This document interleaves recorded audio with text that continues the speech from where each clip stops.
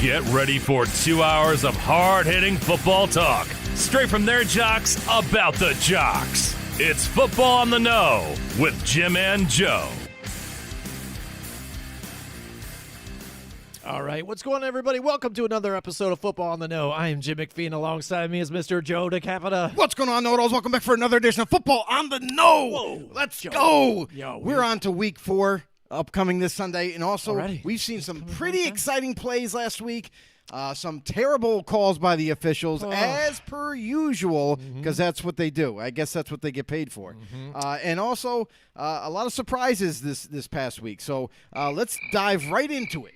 Yeah, the calls. What, are you sleeping over it's there? crazy. The calls that keep going. It's well, because like I said, it's crickets because we say it every season and it never gets better. And there was that year that we even had fill-in refs, and then everybody was like, "Oh, finally the real refs are back," and this is where we are again. But isn't that funny though?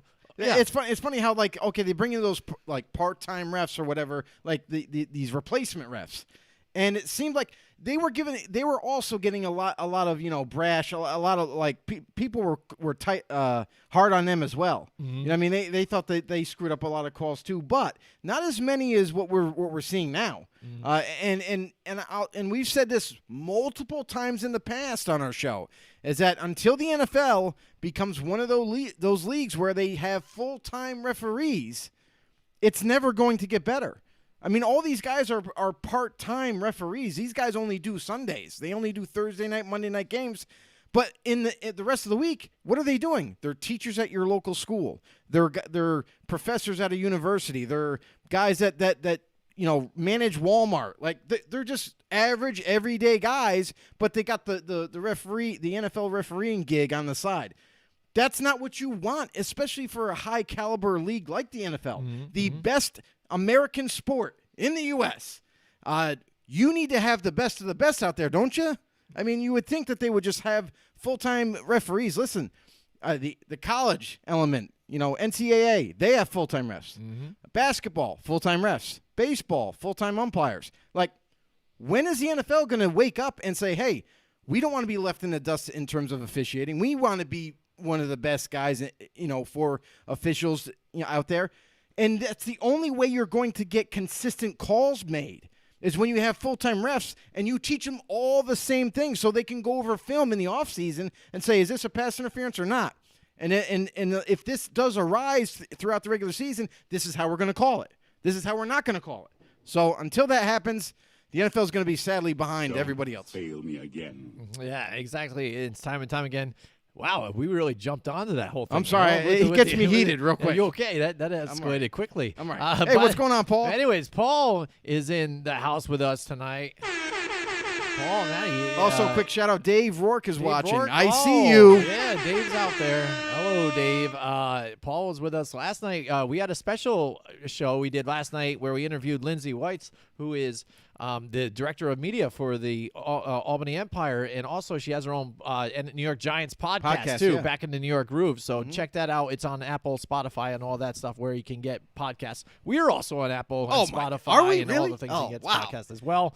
And that was a lot of fun talking to her, and I felt a lot better. Like today, I feel good. I think I got a lot off my chest. You did. And Joe, you're super amped up. What is it? Is it the Raise Energy? Oh, yeah, baby. It's the Raise. I'm so ready to go. And new flavors, man. Oh, yeah. I got the strawberry colada. This one's amazing. Yeah, I got some watermelon over here. Oh, it's so good. So good.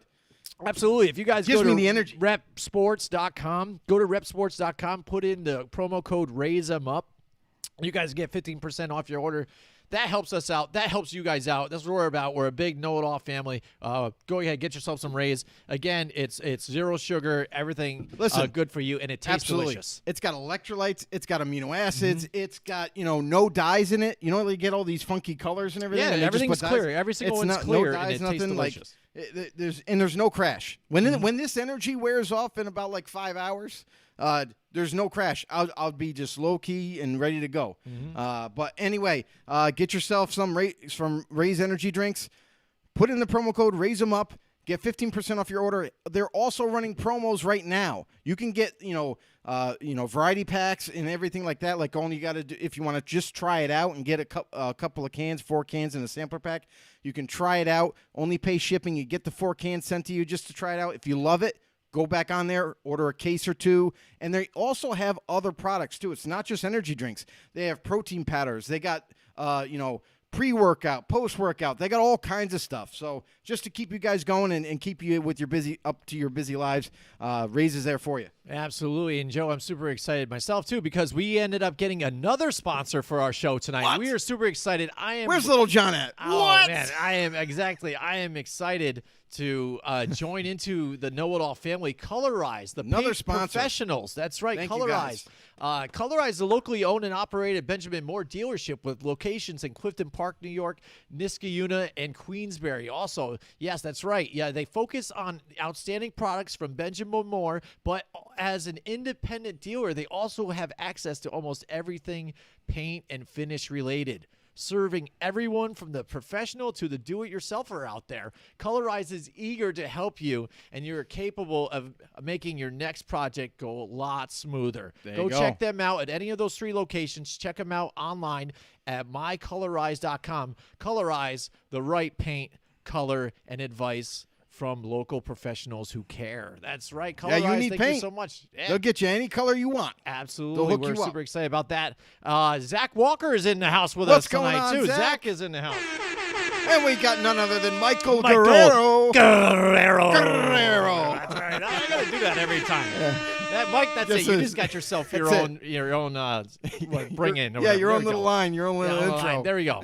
But anyways, here we go. We've got we also got Roberto Silva is watching. Jamie Roberto Silva. Roberto I Silva. don't think I should make this a thing. But all right, here we go. Paul, I just want to bring up and Stephen Bukukie's in the house. Stephen Bukukie. Man, here we go. We're lighting up the chat box right now. Max Boyd's in the house. Hey, what's going on, Max? I'm just going to keep getting into DJ buttons. Back my DJ days again. I'm going back to those days. All right, here we go. All right, so all right, lighten up the chat already. Let's Paul, go. quick. He says he's happy to see Richard Sherman busting through the doors to get back and play for his Tampa Bay Buccaneers. I see what you did there.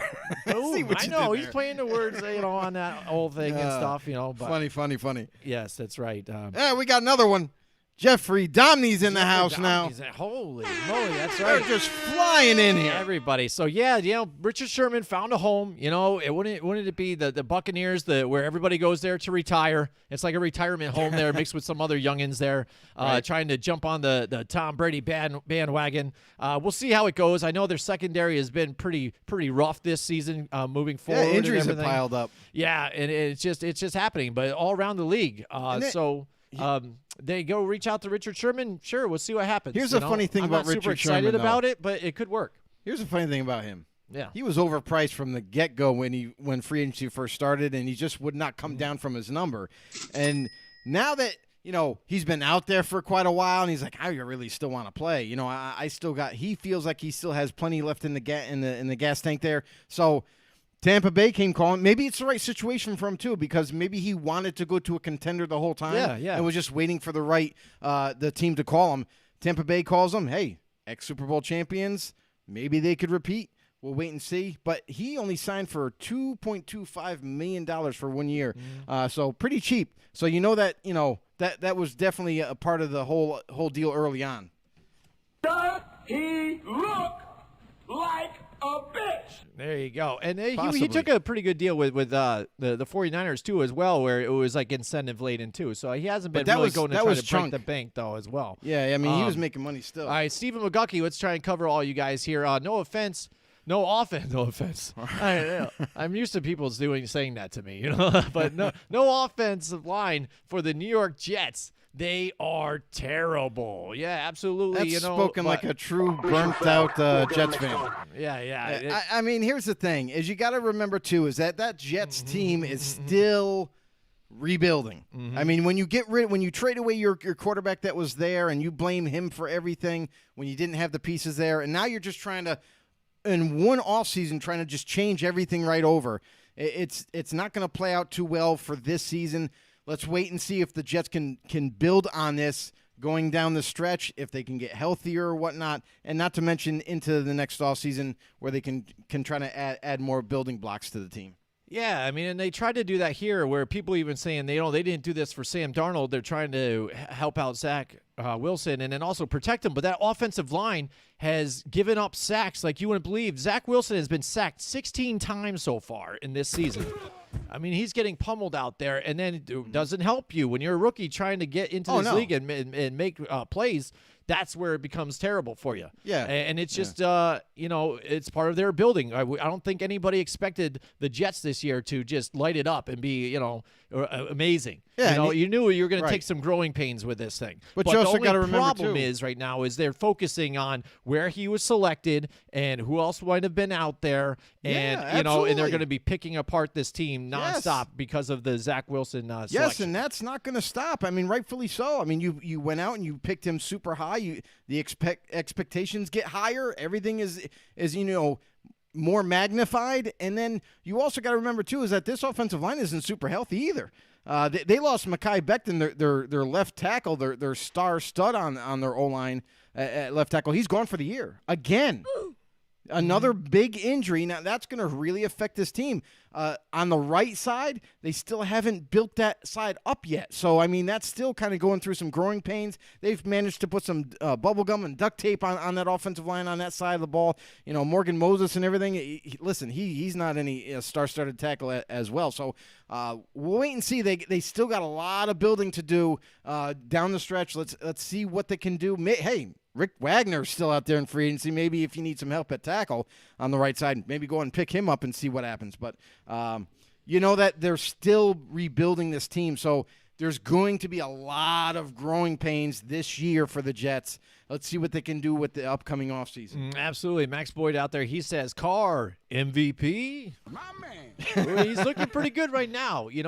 I'll tell you right now, if he keeps the pace which is hard to do, if he keeps this pace up for the majority of the season, he'll be right in that conversation. But it's only week 3. Yeah. A lot can still change. Listen, every team in the NFL is dealing with injuries right now, and it's only after week 3. We're going into week 4 with a lot of teams suffering catastrophic injuries to starters, also just nagging injuries to role players. So a lot can change in a couple weeks. So let's just wait and see what happens. I mean, listen, Russell Wilson was the MVP talk of the century, last year. I was just going to say that. And we'll see what happened there. So a lot can happen. Justin Herbert looks really good as well. So, I mean, maybe his name could get thrown in there, And there's other quarterbacks that we thought were going to be kind of like in the lead right now for the MVP, like Aaron Rodgers and Patrick Mahomes. But so far, they just haven't found their groove yet.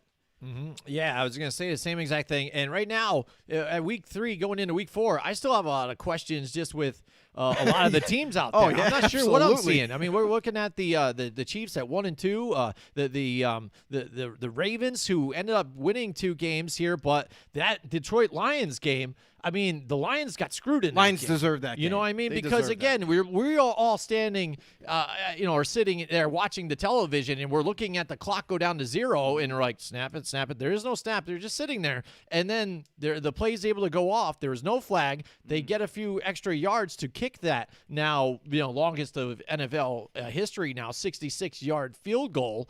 And there you go, history, just like that. And the Lions are just, stuck again, getting screwed again. Yeah, but I think they've been playing hard this season. I give it all for definitely. sure. Dan Campbell, God bless you. You've been doing a great job trying to keep this team hungry and competitive, and they've been playing very good this year, keeping it close with some of these games, but then just not doing enough to take the victory. Yeah, and if you notice the Lions as a team, for the first time in a while, and this goes before Matt Patricia and everything, a team is playing together. Like, they are unified. They are hungry. They are playing for each other. You didn't see that with Matt Patricia. They were kind of divided. They didn't like Matt Patricia. They thought that, his coaching, the way he coached was just not right for them, and the players did not respond well. Now you're seeing a guy that comes in like Dan Campbell, and he's completely turned this mindset, this culture for the Lions, and made them into what we thought was going to be a laughing stock this season, and not even really competitive. He's turned them to being competitive with their own rivals and such. So kudos to Dan Campbell. Kudos to that coaching staff. They're really starting to make a push. They are very aggressive. Now, they are by far not close enough to compete for the division or even get a playoff spot. But what we're seeing from them is got to have Lions fans a little more excited than probably what they thought in the beginning of the season. All right, Joe, I brought in this thing that we're doing this season. Thing. Yeah, this Let's thing, go. this new What do we got? segment. That's right. It's my milk carton missing player of the week. Yes. I found that a lot of times these guys you expect to either do well for your fantasy or out there, and then just one week, this weekend, they just don't show up. All right, and it's tough. The first 2 weeks, we had Aaron Rodgers in week 1, and then Jameis Winston week 2, and then he bounces back this week.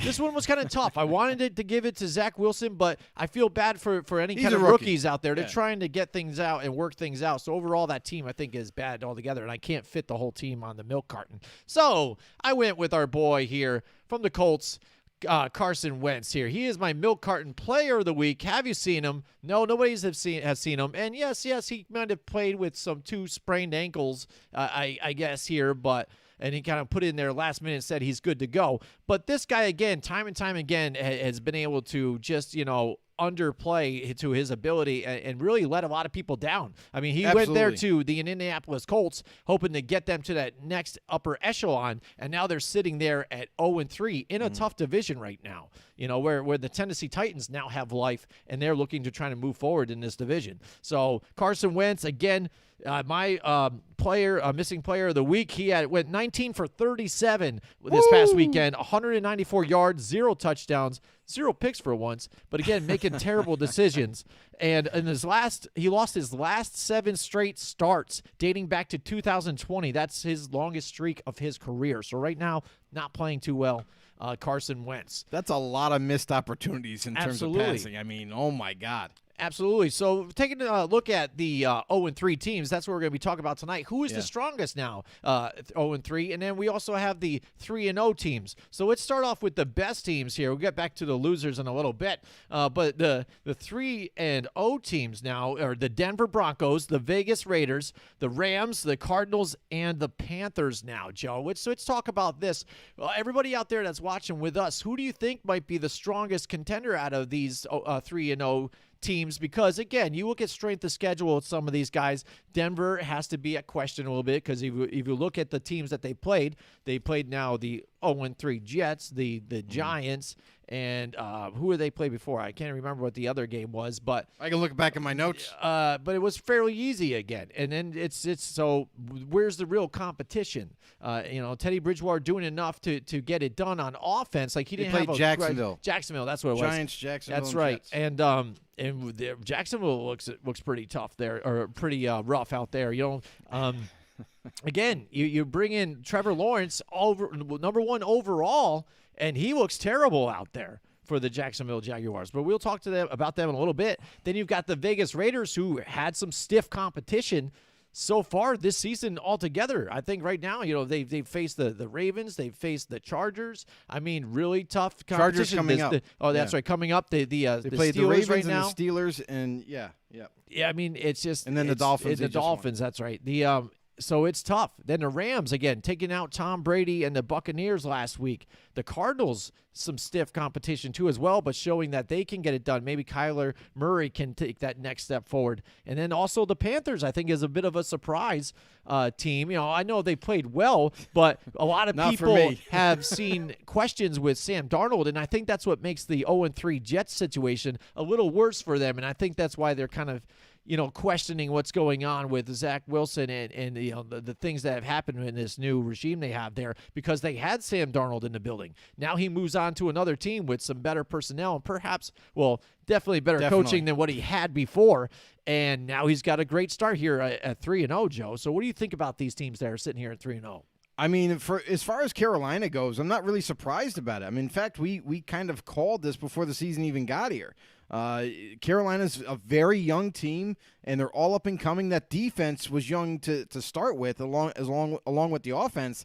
And they're just kind of growing together. You're starting to see them mature a little bit more and play extremely well. The chemistry up and down the roster is just clicking right now. Very young, aggressive, fast defense, along with their prolific, high-scoring offense. Listen, they got a pretty darn good offensive line, and when you put these other weapons around them like DJ Moore and Robbie Anderson, and now they get their quarterback in Sam Darnold, along with Christian McCaffrey. Well, now he's injured, but he'll be back. He'll be back in 3 weeks. So I mean, no panic button here. Like they have talent up and down the roster that makes them a competitive team, and now we're seeing them this year. And all they had to do was add a quarterback. They just needed a quarterback, and they knew it. So they end up nabbing Sam Darnold for not that much, and now they have a starting caliber quarterback and a guy who's thriving right now in Carolina and taking this offense to new heights. So I love Carolina. I like where they're at right now, and they're just going to get better because not only they're young and up and coming, and I love what they're doing down there in Carolina. A fast defense along with a pretty darn good scoring offense. Yeah, exactly. They're getting it done right. And again, without Christian McCaffrey, even Chuba Hubbard right there getting it done, and also Royce Freeman. So the running back situation looks really nice there too as well. So overall, I mean, they've been just a nice overall team, equal on all sides, all phases, and that's what you want out of these franchises when you make a push into the playoffs. Right. And the Cardinals, again, that defense pretty steady there too. You've got Chandler Jones coming back too. And the Rams, I really like what they're doing. And Matthew Stafford finally gets a chance to show kind of what he's been able to do. And still, I even still see the people out there on social media still dogging him, the haters. He's just a bum, blah, blah, blah. Yeah, he's a bum. It was an off day for the Bucks, but the Bucks really still haven't looked like that strong, dominant team, though. They did end up winning the Super Bowl last year, but you got to remember, too, against a Chiefs team that had a banged-up offensive line, too, as well, to where no tackles. It made it a lot easier for them to get pressure in on Patrick Mahomes, and you've seen what happens, and it happens to everybody. No matter what you talk about, Tom Brady, you talk about Patrick Mahomes, what's the key to stopping him? Well, you got to get pressure in there. Right. Yeah, no shit. That's like you got to do with everybody. You know what I'm saying? And you get enough pressure, it can turn anybody into something like that, to where you're just running for your life, trying to throw away, and you make split decision, dumb decisions. All right, and we've got our man Mike Tackett in the house with us What's going on, tonight. Mike? Yeah, Mike Tackett's Welcome in the house. to the show.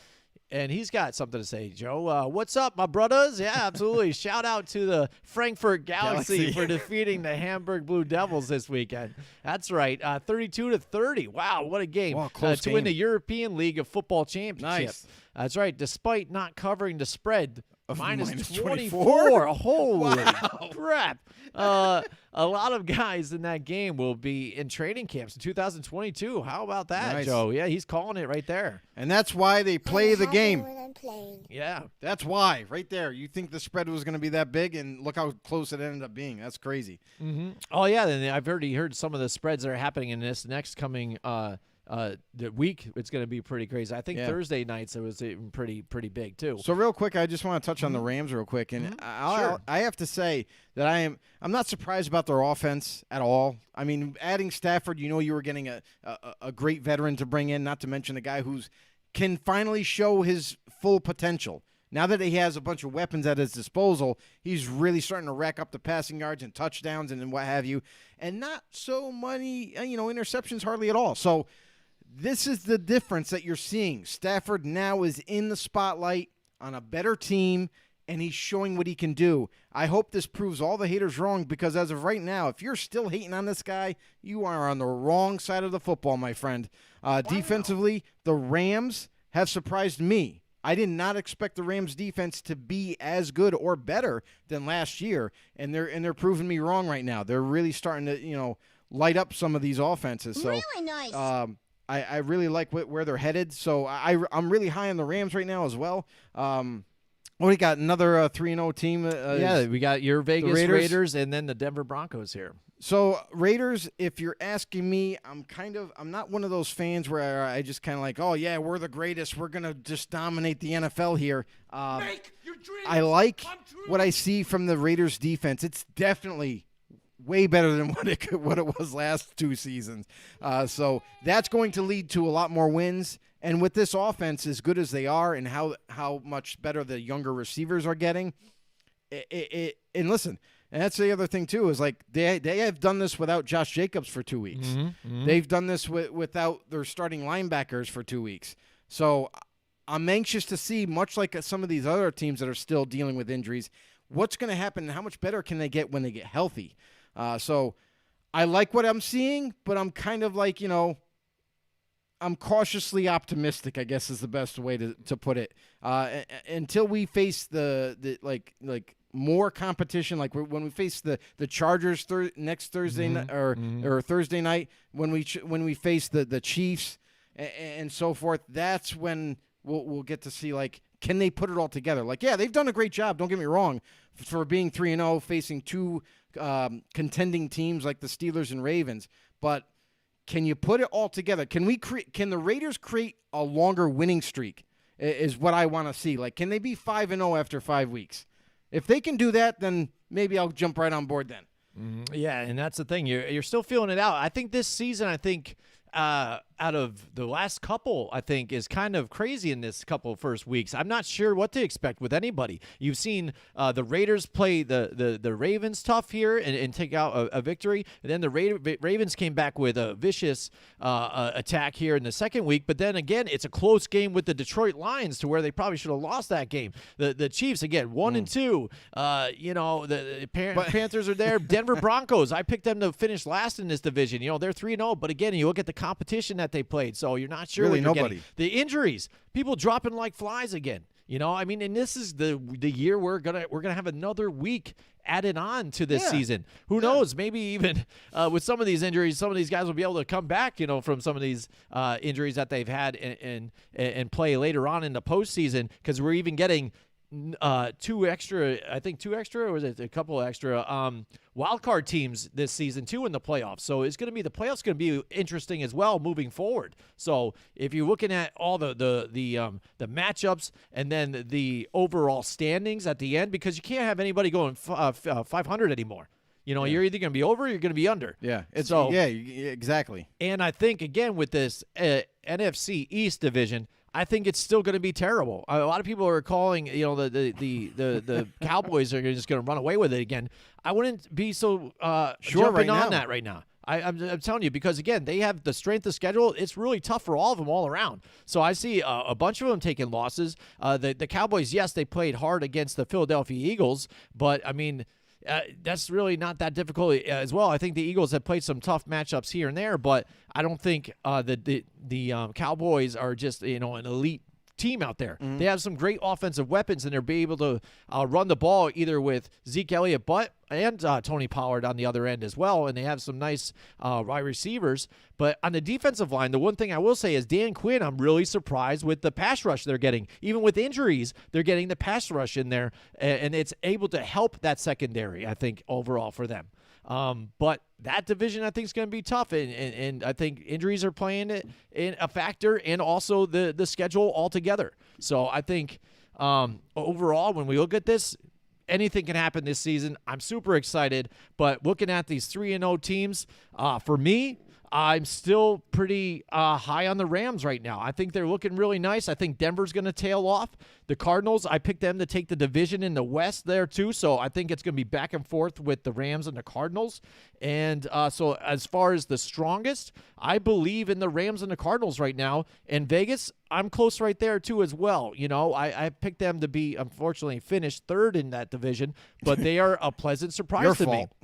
Well, the thing is, again, I'm not sure what they expect. Again, I'm finally starting to see maybe some difference that they're having fixing the problems on third down and the problems in the red zone. That's the one thing they need to take care of. I will say this. The only thing they needed to really work on was that defense. If they got that defense better last year, they would have had 3 or 4 more wins. They would have had 12 wins by the end of the season. They probably would have won that division and been in the playoffs. And that's really what the critical problem was for them, is defense was so bad. They couldn't stop anybody running. They couldn't stop anybody passing. Now you're seeing a completely different defense with Gus Bradley now as the D coordinator and a lot of new additions to make this defense way better, and you're seeing that now after having a rough game against the Ravens and be able to come back and listen, they struggled to get sacks, they struggled to get turnovers. Yeah. You're seeing them almost average 2 turnovers a week now, not to mention at least 2 sacks a week. So on top of that, so you're seeing a much better and improved defense from the Raiders, and that right there is the difference between those 3 games. Because I'll tell you right now, if you took that same defense from last year, they would have been 0-3 this year. Yeah. So I agree with you there. You're already seeing the improvement in them getting better. Now, as far as like the red zone issues that they had last year and the short yardage, that's on Gruden. That is all on Gruden. It's not the players on the football field. That's Gruden's decision-making being very conservative as they go forward. And you see that these past 3 weeks when Gruden's given an opportunity like, hey, it's 3rd and short, 4th and short. He's so predictable. He runs up the middle every single time. And if fans and experts and media personnel all see the same thing, how do you not notice these things, Gruden? How do you not notice, like, hey, listen, there's 10 guys in the box. I watched one play against the Dolphins. It was 3rd and short, I believe, or 4th and short, whatever. I think it was 3rd and short. He ran the ball in the middle. The previous play, he ran it up the middle. Got nothing. No, not even a yard, right? Got stopped. There was 10 guys in the box. He ran it up the middle again and didn't get it. Like, I'm sorry. We all know, the majority of us know football. You don't do that. If you're going to do something, if you're going to set up like that, you do play action, and then you'll have the tight end leak out. You could have the fullback leak out and give it like a high percentage throw and get that first down. You need to be more creative. So that's on Gruden. We'll see what happens going forward in week 4. Maybe he can get better. I don't know. It doesn't look like it. All right, Zach Walker's in the house. He says, I believe the Cowboys, Washington Eagles, and Giants fight for 3rd. All right, so I think he believes that Cowboys will take it, and then Washington, Eagles, and Giants are going to fight around there, I guess. I don't know what that means. I don't know fight how for that works. 3rd. I don't know how that says, but I think I know what he's kind of trying to say here. But it's going to be tough. That's going to be a rotating thing. And the problem here, again, is when you look at it for that division, it's injuries, too, on top of everything. I mean, they brought in Ryan Fitzpatrick from the Miami Dolphins, said, hey, this is the guy that's going to end up getting us past where we were before because we went out in the wild card round. Right. Now we can move forward and take it with the way that defense was. Well, right now, that defense doesn't look as good as it was last year. And Ryan Fitzpatrick went down in the first game of the season. And now they're riding it all out with Taylor Heineke. And, yeah, it's a nice story, what he had, being, in the XFL and other things like that. But he's a young quarterback, and he's making mistakes. Absolutely, and that can only take you so far. And that's the problem with that team, and this division is close, and they're facing tough opponents. So, well, quick shout-out. We got Zachary Dooley checking out the too. show. Absolutely. There you go. Welcome in the house. Yeah, so I mean, if you take a look at the 3-0 teams again, Denver again, I think they've improved on some things. Yeah. But Bridgewater was definitely the way to go, I think, for the starter. But as far as one of the strongest teams that are sitting here at 3-0, I think they will be one of the first to fall. Let me ask you this. Okay, actually, let's just say they will be the first to fall. NFC. Who's your best 3-0 team in the NFC?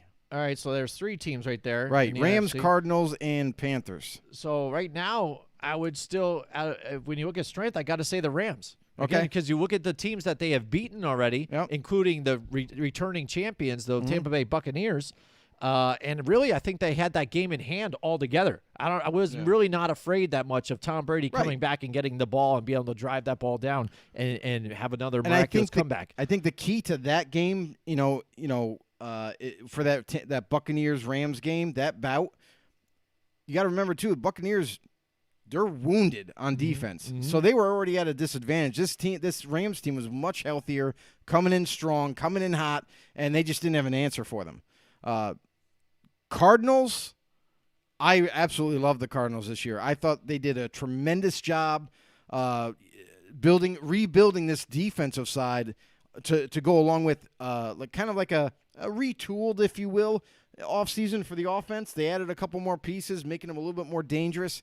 And with it all together, I feel like they're a pretty dangerous team. I'm still high on the Panthers, but the Panthers really haven't been truly tested yet. They've done a great job. Don't get me wrong. I'm not taking anything away from them in their wins. They've done a really good job, but I'm interested to see when they face the Buccaneers, when they face the Saints, those two teams. Let's see if they can win them. Then it's a whole other conversation for them. But until that happens, I'm going to ride with the Cardinals right now as being the strongest team, 3-0. I just like what they have going on. I just feel like there's a lot of weapons. But it's going to be a crazy bout between the Rams and Cardinals for sure down the stretch. Yeah, and on the AFC side, I'm riding with your Vegas Raiders here. Again, they just look more complete.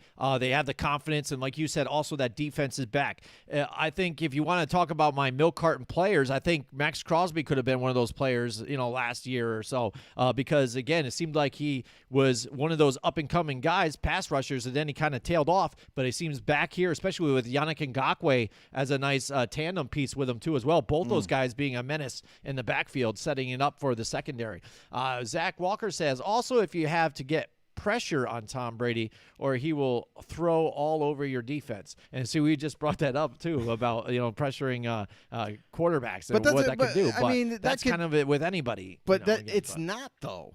Because there's quarterbacks where if you blitz them, they get the better of you. Sometimes, yeah.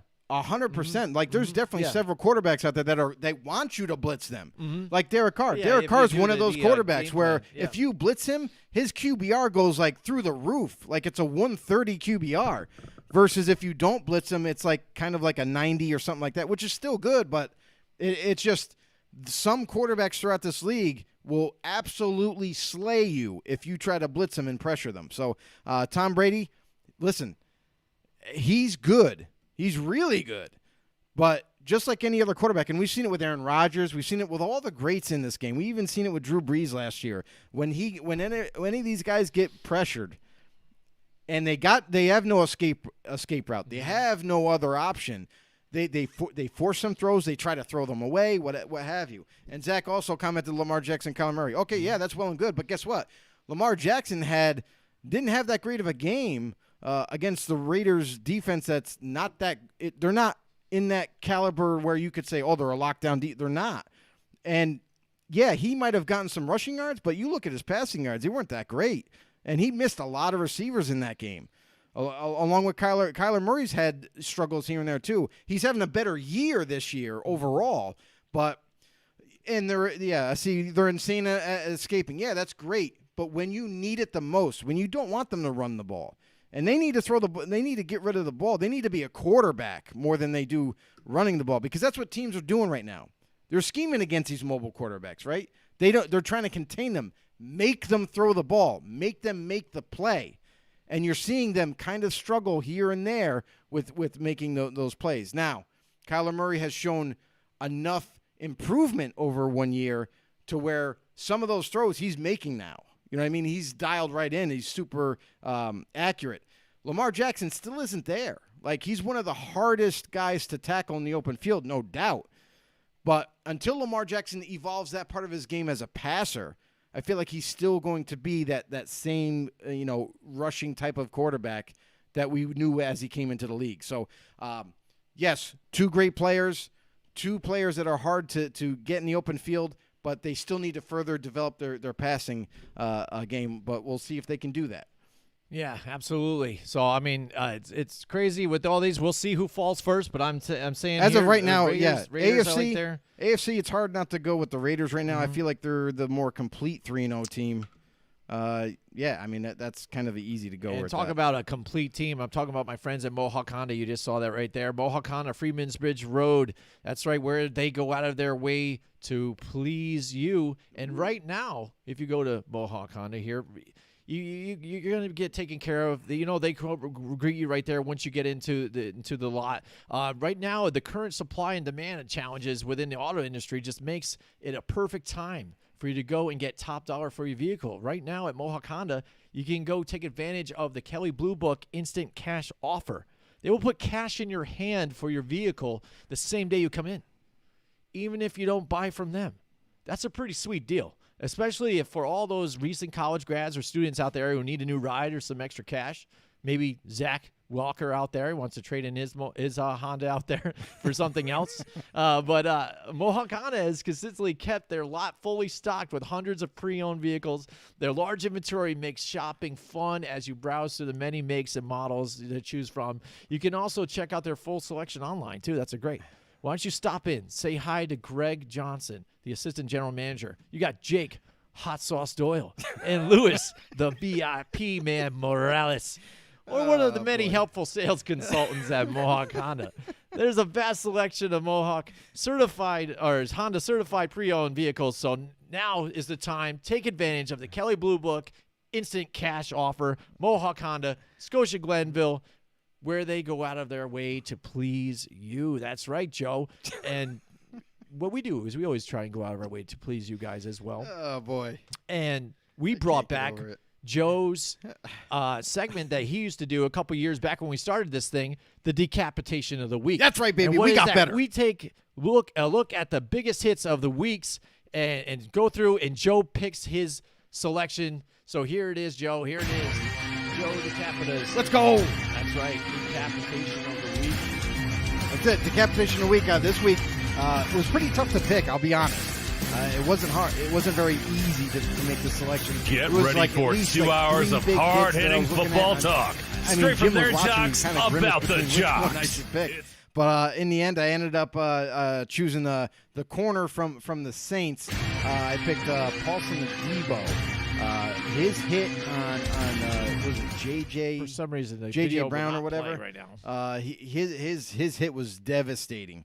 And I honestly thought it was like one of the best hits because when you watch it on film, he hits him so hard going towards the sideline that the running back actually lifts up in the air before he falls down, which was absolutely hilarious. I could not believe the amount of force a corner put on a short little running back like that. Pretty phenomenal. Jim's trying to get the video work on. The video would not work. I don't know why. Oh, bummer. I'm sorry we can't play Terrible it here for you guys. I don't know. Terrible. I don't know why. I made it. It just isn't working. But if you guys check it out, then I guess never mind. We'll give credit to Ding Productions, who does the hits and who supplies the videos for us. So if you wanted to go on YouTube and check out Ding Productions, you could see that particular hit, and it was pretty devastating. It's posted in our group too. Yeah, absolutely. So check it out. Don't know why the technical issues are happening, but I'm going to hire a producer. That's just the way it is, I guess, for us here. You know, I don't know. We'll see if it Joe goes. This is it. Decapitation might not be. of the Week. And it is. So there you go. That's the decapitation of the week. Okay. Anyways, so Joe, I also want to let you guys know too. We've been getting a lot of sponsors and a lot of people to join our family as well. One of the next sponsors that joined us is Paul Perry Kitchens too in Scotia Glenville on 144 Freeman's Bridge Road. If you guys need your kitchen redone, you want to do some remodeling. Also, they just added a couple of new areas where they're doing now walk-in showers and closets too. So now there's many divisions. So go into Paul Perry Kitchens here, 144 Freeman's Bridge Road. Talk to my man Chris Boulant, and there's others that'll help you out. You can design the kitchen of your dreams, the closet of your dreams. You don't get that walk-in closet that your wife wants, ready and installed, ready for Christmas time. So she has that for her. And then also those showers.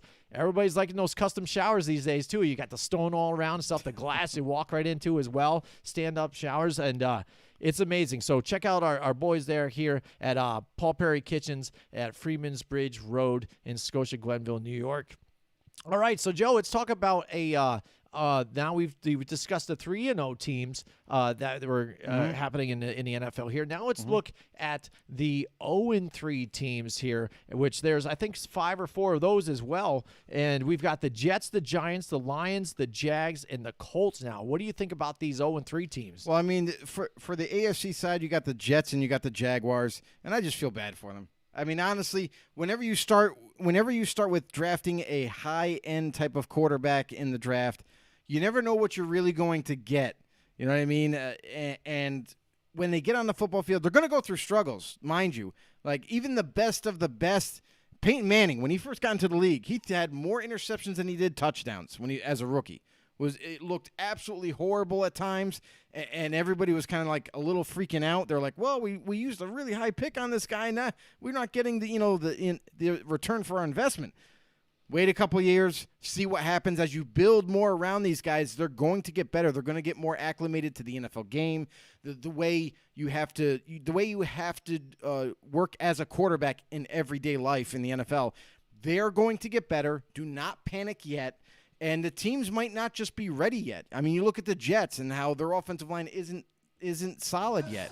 They still need to work on that. They still need to work on maybe even some of their weapons that they have. I know Jet fans and maybe even some people in the front office for the Jets, Joe Douglas, and them, they're not 100% sure on Denzel Mims right now. They used a first-round pick on this guy, and now it sounds like they're kind of like iffy about him. They might, there was rumors about him possibly getting traded before the trade deadline, but now they shot those reports down, saying no, we're keeping him, blah, blah, blah. So there's a lot to go on with these organizations. They're rebuilding right now. That's why they went out. They drafted a quarterback. You saw some moves that they made this past offseason. The Jaguars, just like the Jets, are in the same boat. They got their rookie quarterback. They're going to work with these guys, fully develop them, and hopefully they can get better for seasons down the road.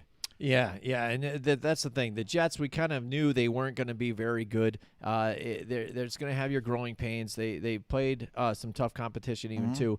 You're just going to see it. And I don't listen to all the different guys out there. I'm like, well, they screwed up now with their pick already, or this and that. Yeah, we'll see. We'll see what happens. These guys just got in here. Joe Douglas, yes, he's been there and stuff. But Robert Saleh just got in there. His first time head coach. He's going to try and find the personnel that can help this kid, that can help these guys out and get it done. He's going to handle defense mainly, but again, he's even admitted out there, he's like, I'm not the offensive guy, but I'm going to grab the guys that help me out and try and do the best and play the best that we can. And injuries just happen nonstop. Now, the New York Giants, same thing. They've kind of been that team for us, being a Giants fan out here in New York too. They've been that team who are like, they're kind of there. Can they get over that little hump there?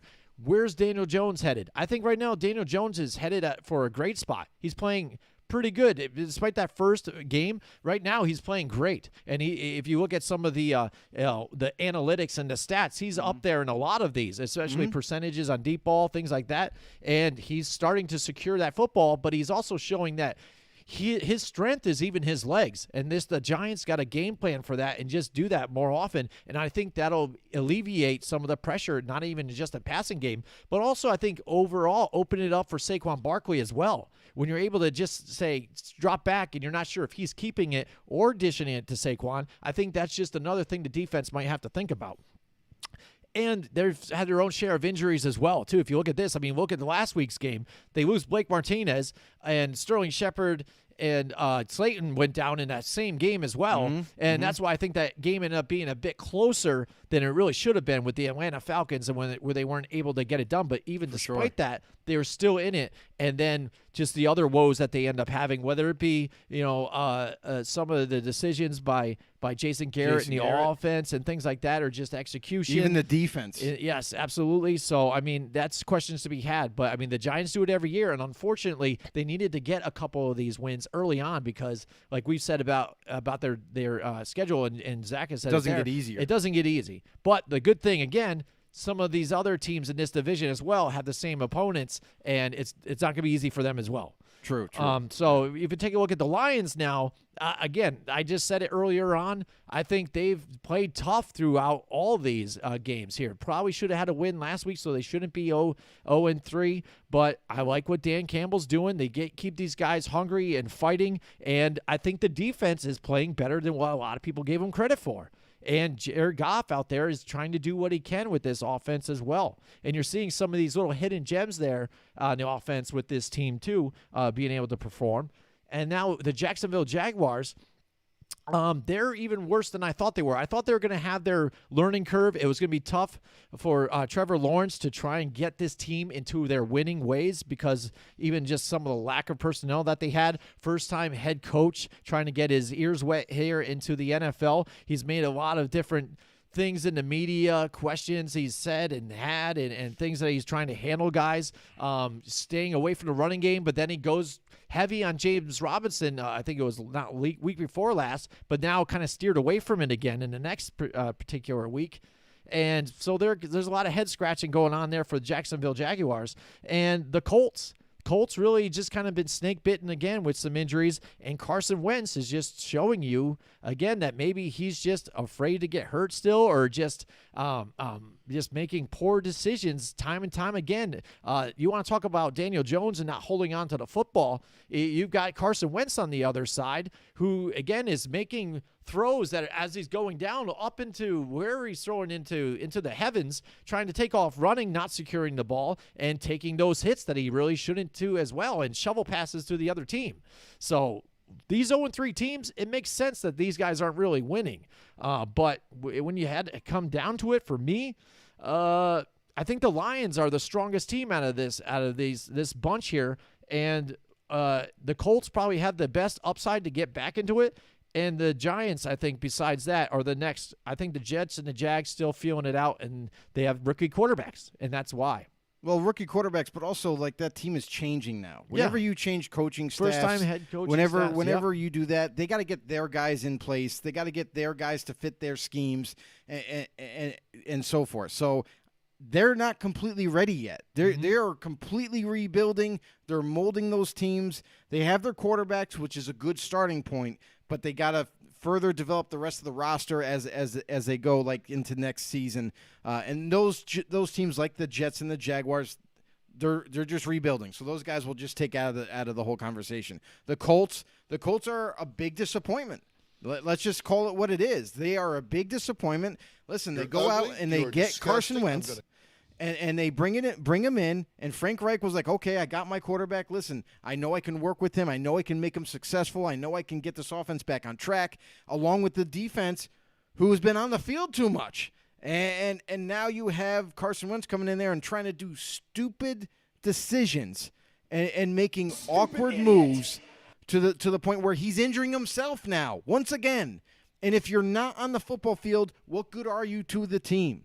So he's still not being smart about it on the football field, and he's still trying to make plays happen, even though it's leaving his body open to get injured. So that's why we've seen him get 2 sprained ankles, not 1 but 2 now already. He was hurt before the season even started and just barely got back for week 1.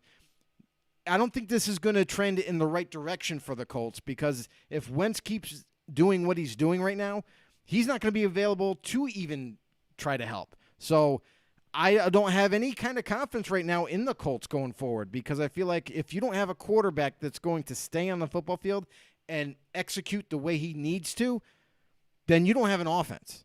And without an offense, you're not going to put points on, and your defense is going to get tired. So the Colts are done for me as well.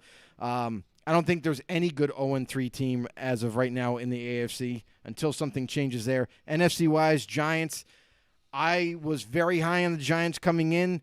I felt like as long as they improve this offensive line, which they haven't done enough of, that this team was going to be right there in the thick of things towards the end of the season in this division. And as of right now you're taking major blows. Blake Martinez done for the year, which critically destroys their defense. He was the team captain there on that defensive side. He made all the checks and calls as that middle linebacker, which is crucial. Now you're going to have to find either a free agent out there to try to come and step in, or a guy that's already in the rotation maybe to step up front and try to take the reins.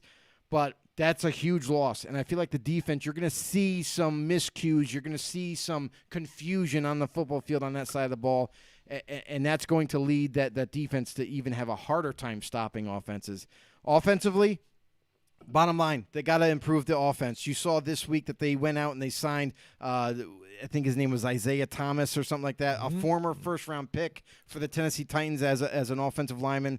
They have him right now on their practice squad. Hopefully, he can learn the playbook relatively quickly. Isaiah Wilson. And then use it, learn it relatively quickly, and then get him into the lineup, and hopefully he can help improve that offensive line. As far as the Lions go, the Lions I'm impressed with. I did not expect their defense, especially their defensive front, to be as effective as they are. And because of that, and with the offensive roster that they have, listen, as much as Goff gets all kinds of blame back in L.A. and he's a good quarterback. And not only he's not only just good, but he's a young quarterback that you can grow with. So Detroit, they have their weapons there. Quintus Cephas is one of the up-and-coming receivers for them. He's doing some damage in that offense, as well as the defensive side. Their defensive front is pretty darn good. They're creating a lot of pressure, which is helping on the back end of that defense to make some plays on the ball. So overall, if I'm going in the NFC, I'm going to say I give the slight edge due to injuries. I give the slight edge to the Lions right now as being the better 0-3 team. I just think that without Blake Martinez for the Giants, I think that's a big loss. And who knows how healthy this team can be with Sterling Shepard and now out. Is he going to be healthy and come back? You know what I mean? Is he going to be in and out of the lineup type of thing? And then Evan Ingram, I'm sorry. I got to call this guy out. This guy's absolutely terrible. Like, he cannot, one, hold on to a football. He had 2 drops and a fumble from the time that I watched this game, and it wasn't that much. So this guy's got to get benched. Yeah, at some point, Joe. You've got to bench this guy. You got guys waiting in the wings like Kyle Rudolph and this Caden Smith, who I think are just much better tight ends. Mm-hmm. You got to play your better players, not the flashy, athletic, fast tight end that just can't catch. I'm sorry, I just had to let that go. You know, and we know, and we talked about this last night with Lindsay, and the Giants fans had made their voice too known. It is, and we've had enough. You know, it's time. We've seen enough. He's not the guy. It's another first-round bust. Right. And it's time to move on. Here, you can take that. Thanks. But we have another announcement for you guys, too, as well. We're making moves like everybody knows. Let's go, baby. Telling you about this stuff, you know, we're going to be doing this season. But coming up next Thursday, October 7th, we are going to be live at Nonola for Thursday Night Football. That's right. It's going to be the Rams and the Seahawks. That's going to be a nuts game, too, as well, despite whatever the records might be. I'm excited for that Matthew Stafford versus Russell Wilson. That's right. We're going to be there 6 to 8 p.m., being live there 6 to 8 p.m. We're going to stick around afterwards, too, for the game, too, to hang out, say hi to everybody out there. So come on down to Nonola. It's in Boston Lake, I think, there, and check them out. Great food, great beer specials. Great time. And let me tell you, the game, they have this huge, like, roll-down screen. It's a projector and everything. It's going to be, so get to watch the game on one of the biggest screens I've ever seen. So it's going to be a lot of fun. A lot of people are going to be there. So make sure you guys come down and hang out with us there at Nonola. We're going to be there next Thursday night. So 6 to 8. See you guys there. 6 to 8. Check it out. Come in, say hi. The players are just as big as you are. I mean, it's gonna be amazing. The screen's amazing. So, yeah, all you local know-it-alls, if you're from the capital region, feel free Paul, to come out right there down. In Florida, I'm sorry, but we will be broadcasting, definitely. so you get to see it. Feel free to come on down, have a beer with us, enjoy some great food. It's a great time. We're gonna be down there talking Thursday Night Football. Anybody, just have family, friends, anybody, just come say hi real quick. Yeah, absolutely. Joe, talk about saying hi. Why don't we say hi to our friends at Johnstone Supply out there? You know, Johnstone Supply, one of our other sponsors, again, taking care of all of our customers out there in Troy, New York. Yeah, keeping you guys warm this fall season. It's cold this morning. It's officially here, everybody. It's starting to turn. You're seeing the leaves out there change colors a little bit. They're falling off the trees. Not in Florida. I don't think palm trees drop their leaves in Florida where Paul is. But no, yes. no, of course not. I mean, but anyway, our guys down in Johnstone Supply, New York, listen, Troy, New York, they are there to help you guys stay warm in the winter months, upstate New York and the surrounding areas. Listen. They're here to not only make your house warm and stay warm. They will do anything you need at all. Filter changes. You know, if you got a problem with your furnace, if it's jacked up and they need to repair it, they'll come and do that. If they even need to replace it, they're your guys as well. So 6th Avenue, Troy, New York. Make sure you stop down, or you can check out their Facebook page for more information. Listen, their staff is incredible. They do a great job. George and Tom down there, the rest of the staff, they're looking forward to helping you guys out. Follow them on Facebook or even give them a call, 518-272-5922. Really great people. They know what they're doing. They're 100% professional about everything. Great people. Make sure you give them a call, 518-272-5922. All right. We're going to be playing Tom, I think, in our fantasy league this week, so that'd be interesting, too, as well. maybe we can pull out a victory there against them, and hopefully he doesn't take a grudge against us for that. All right, so yeah, every week we've been doing the picks here. Right now we're on to week 4. Joe and I keeping it close again. You know, we're fighting for that big drink that we're going to do at the end of the year with a big football filled of liquor and everything.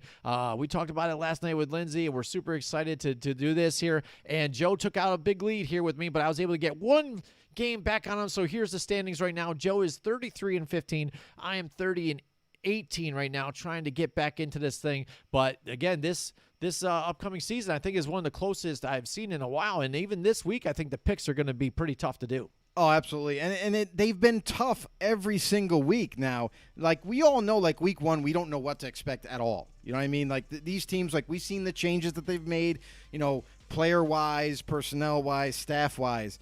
But we don't really get to true sense in preseason games. Nobody shows their hand type of deal in plays and whatnot. Week 1 is kind of like your first showing of what teams may look like. Then you get to week 2. You get a little bit better idea. Week 3, now we're going into week 4. It's still a little confusing.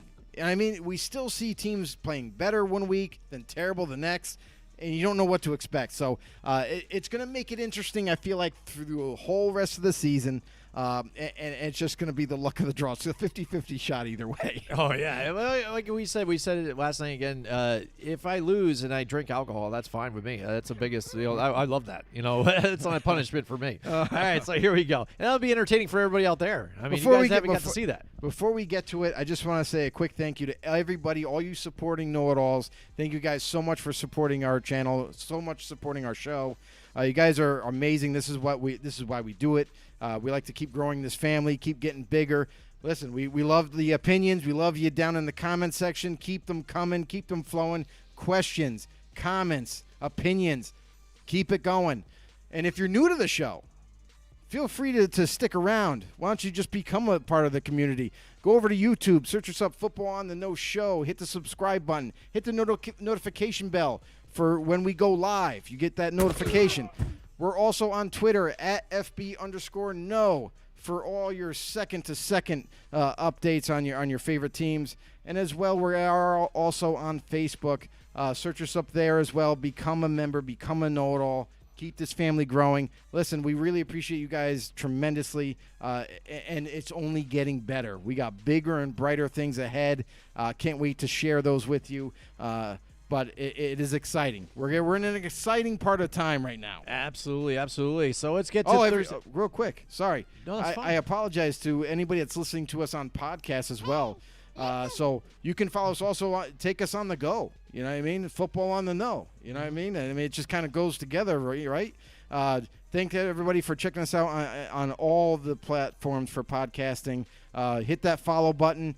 And keep up to date with our next episodes. Yeah, absolutely. All right, so now let's get to Thursday's game. It's the Jacksonville Jaguars and the Cincinnati Bengals here. Cincinnati starting to come around here, it seems like, but this is where they screw me. You know how I am with Cincinnati, Joe. They're like that with both of us. On them, yeah, and then they lose, and then I'll switch it, and then they win, and so it really whatever way they want to get me. Jamar Chase, we got to see him in the preseason not really handle the football as well, but seems like since then.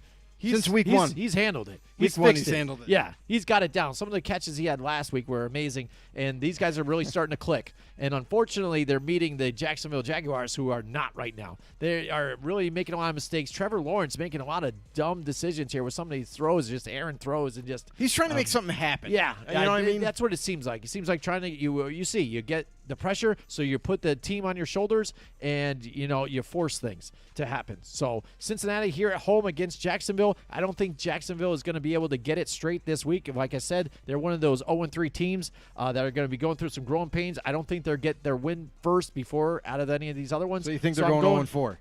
They're going 0-4. I like the Cincinnati Bengals. This is one of those tough games to me. Like, it could go really any way because as we see, as there's any indicator from the previous 2 to 3 weeks here, anything can happen. You know what I mean? Just when you have a team pegged and you think they're going to do something, anything can happen. But Jacksonville Jaguars, listen, they've shown some flashes. They've shown some pretty bad mistakes being made. Cincinnati has as well. You know, they've kind of been up and down for a couple of weeks. In week 3, they kind of got it back on track. I just happen to like the Bengals' offense and defense more. I feel like it's more polished than Jacksonville right now.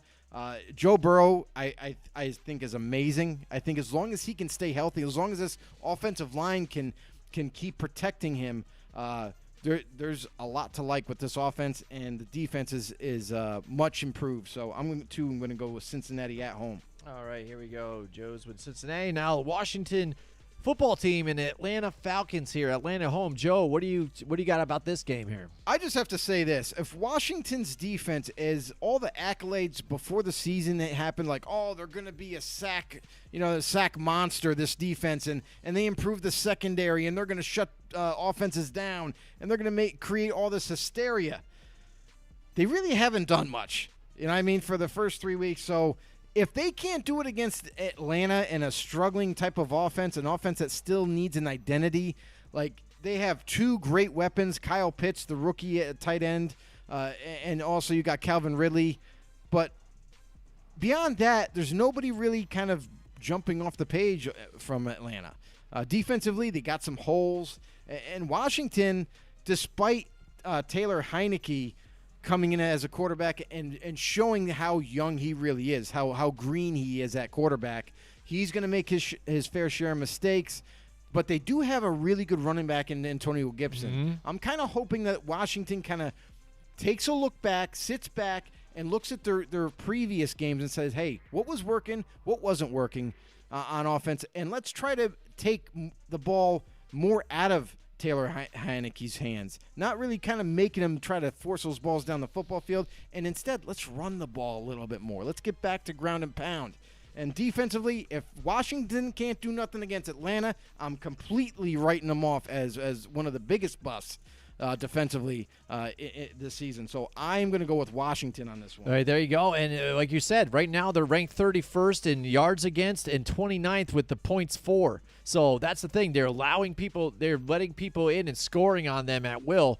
And that's the thing getting too. The yards it's offense and defense. So like offense, they're 3 and out a lot of times. Yeah, and then you get the Washington team staying on there a lot longer. It tires them out. Mm-hmm. Yeah, I mean, and with the weapons that they have on offense too, I mean, I think but that quarterback is missing. Exactly, and that's your problem there too. So you got to be able to try and get a little more balance, like you said. Let's lean on Antonio Gibson a little more. I mean, you've seen what he could do in the passing game as well. I mean, he had a big play with 70-something yard play last week, and I think they got to lean on him as well. Atlanta, I think they just met the Giants when they end up losing 3 or 4 guys in that particular game, where they should have probably lost that one as well. Mm-hmm. I think the Redskins, or I just said it, I can't believe I just did that. Boom, there you go. The Washington football team, their defense should be a bit better than what the Giants are. It's a good team to bounce back against, even though Atlanta's at home. I like the Washington football team as well in this one. Mike Tackett just chimed in.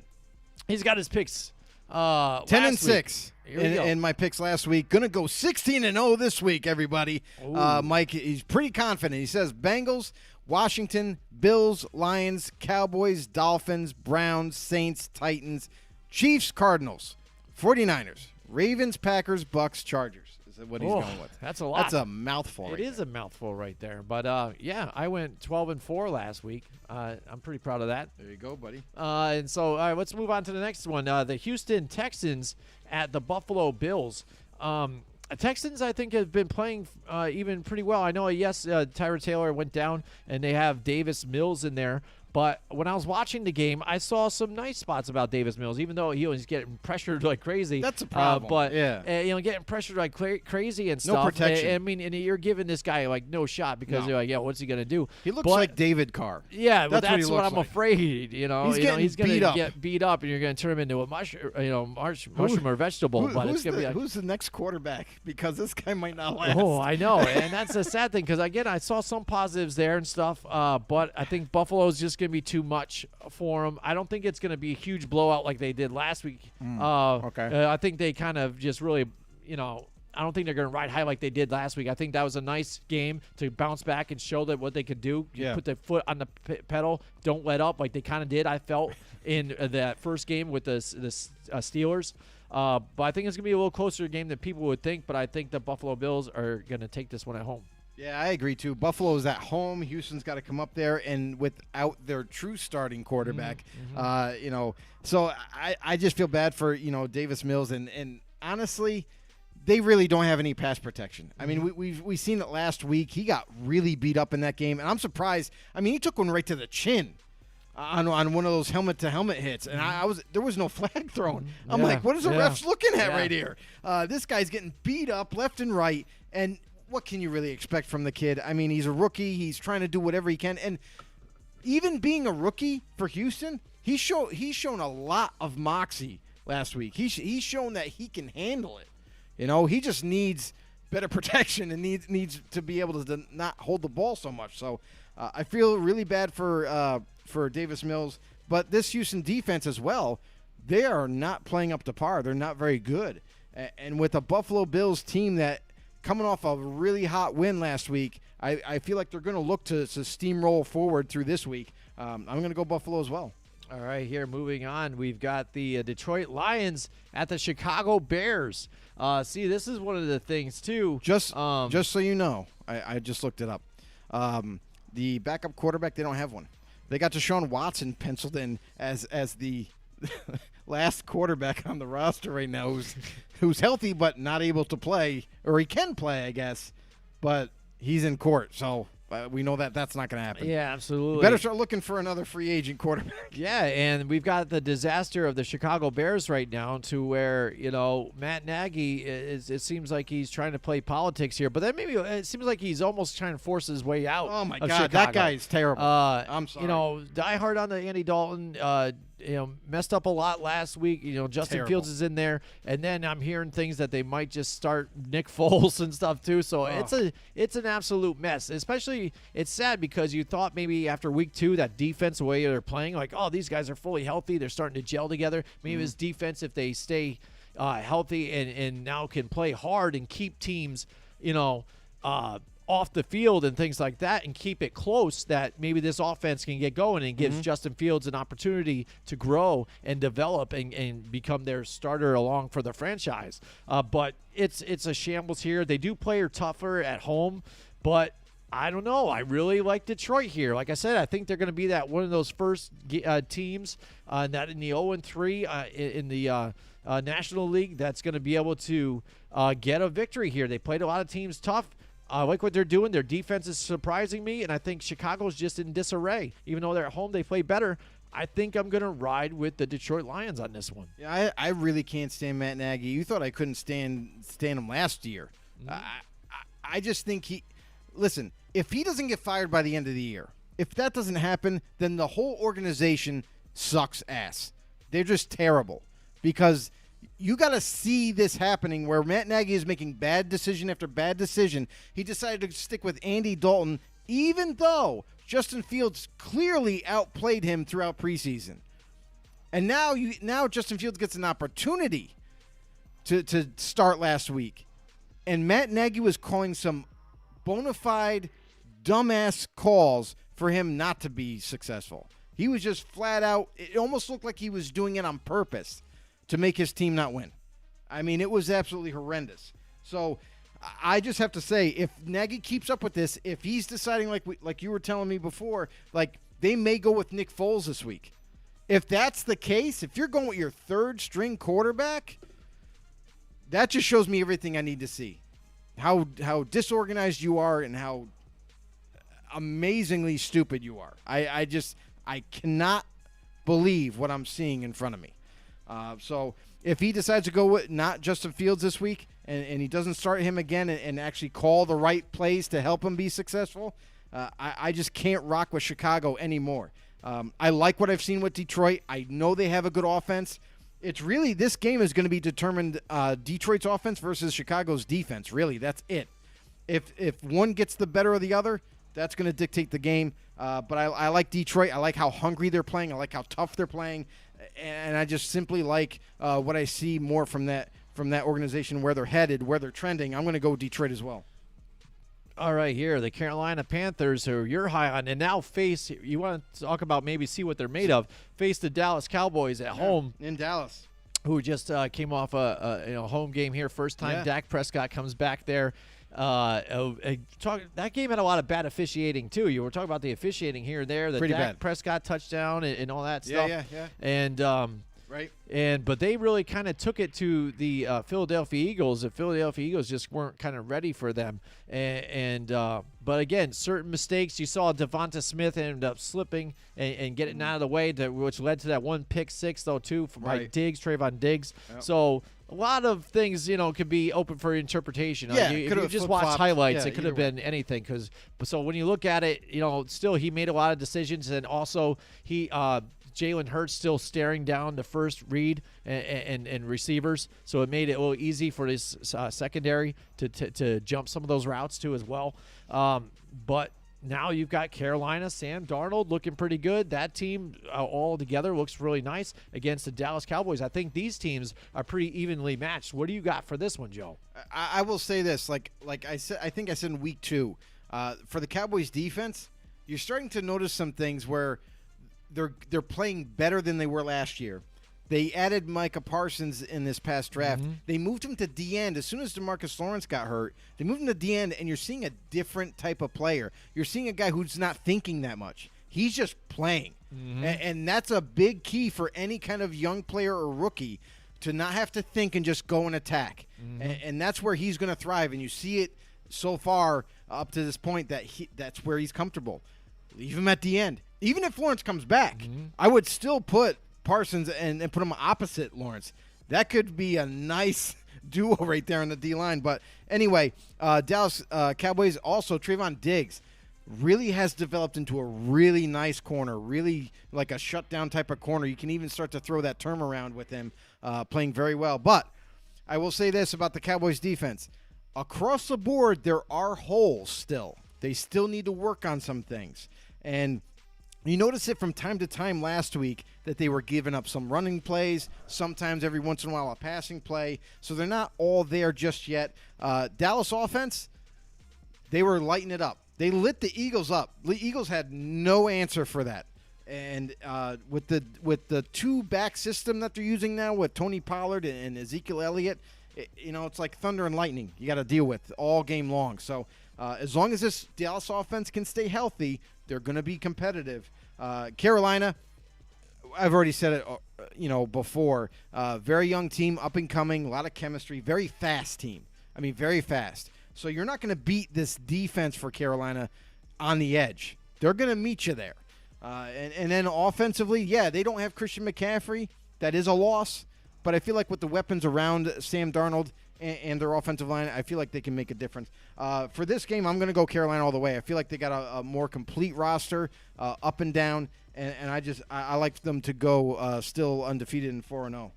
All right, I think this is going to be a tough game altogether. I don't want to go for the Cowboys, but I think still playing at home, I like what they got with the two running back tandem. I think offensively, they're a tick better than the Carolina Panthers with the amount of weapons that they have.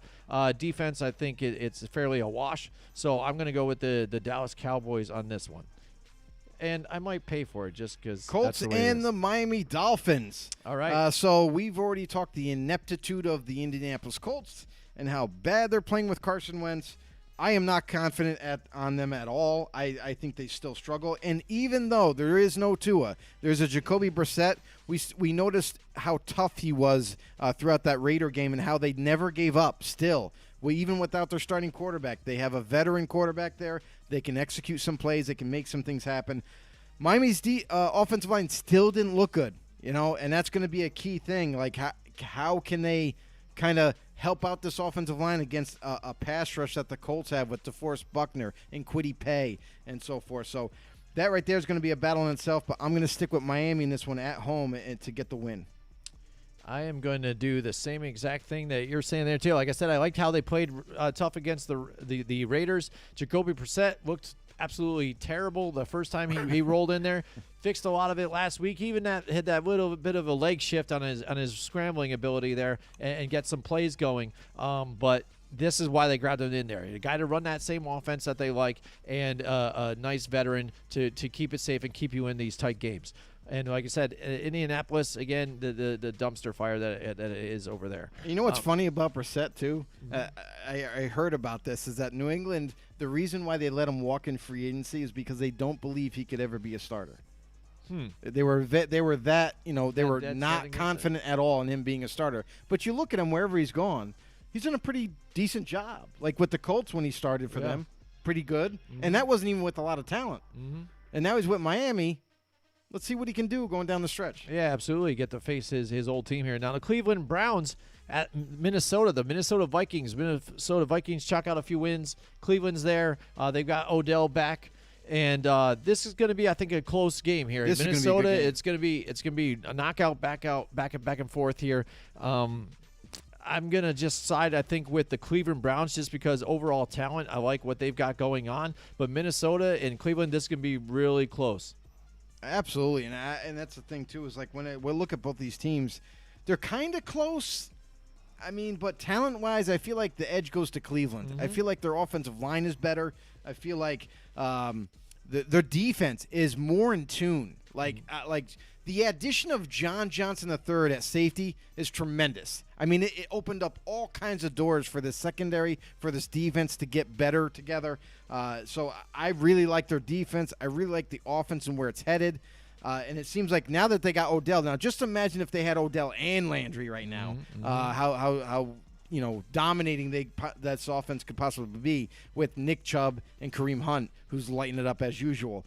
Minnesota, listen, they got Dalvin Cook. They got a lot of really good weapons in Justin Jefferson and K.J. Osborne and Adam Thielen. But something tells me that I think this is going to end up a very close game, I feel like. But in the end, I think Cleveland's going to come on top.